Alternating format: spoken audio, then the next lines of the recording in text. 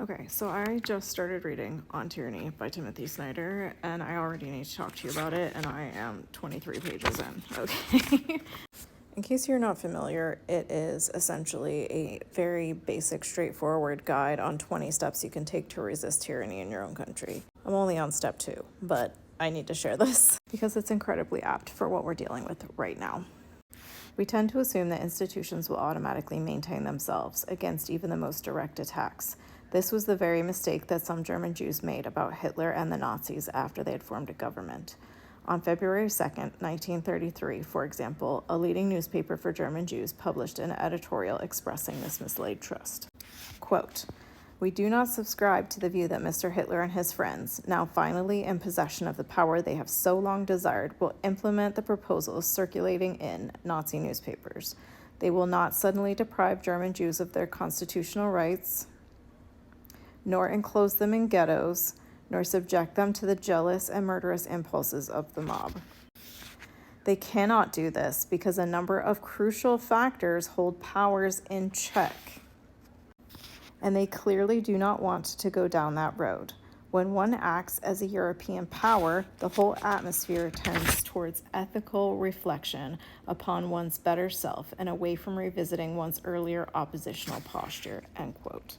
It took less than a year for the new Nazi order to consolidate. By the end of 1933, Germany had become a one-party state in which all major institutions had been humbled. That November, German authorities held parliamentary elections without opposition and a referendum on an issue where the correct answer was known to confirm the new order. Some German Jews voted as the Nazi leaders wanted them to, in the hope that this gesture of loyalty would bind the new system to them. That was a vain hope.